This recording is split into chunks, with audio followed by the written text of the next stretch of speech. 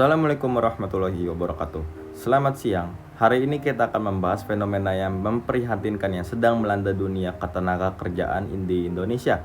Gelombang pemutusan hubungan kerja atau PHK massal yang terjadi di sepanjang tahun 2024 hingga awal 2025. Berdasarkan data terbaru dari Kementerian Ketenagakerjaan, situasi PHK di Indonesia menunjukkan tren yang mengkhawatirkan. Hingga April 2025, tercatat 4.360 pekerja telah terdampak PHK.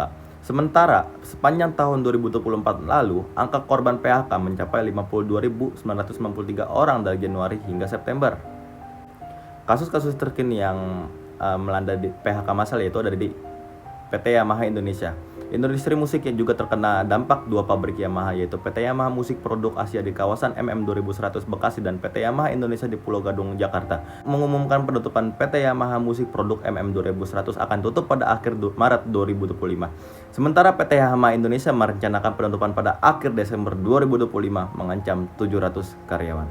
Analisis situasi yang saya dapat dari kasus ini adalah gelombang PHK ini tidak dapat terjadi dalam ruang hampa. Menurut analisis dari Lembaga Penyelidikan Ekonomi dan Masyarakat Universitas Indonesia, PHK menjadi isu yang selalu menjadi perhatian di Indonesia, terutama dalam konteks ketidakpastian ekonomi global.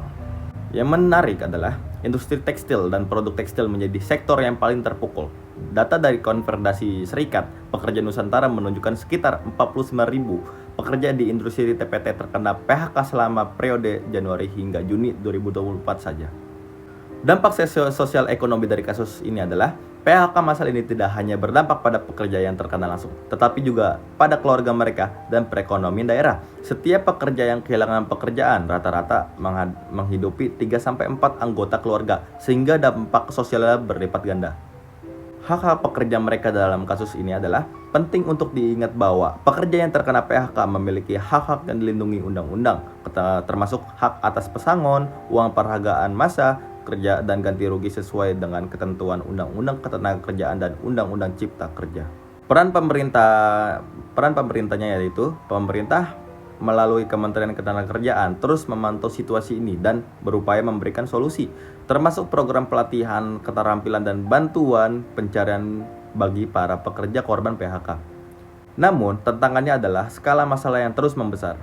Dengan melihat tren yang ada diberikan gelombang PHK masih akan berlanjut hingga akhir 2025. Hal ini memerlukan koordinasi yang kuat antara pemerintah, dunia usaha, dan serikat pekerja untuk mencari solusi yang komprehensif.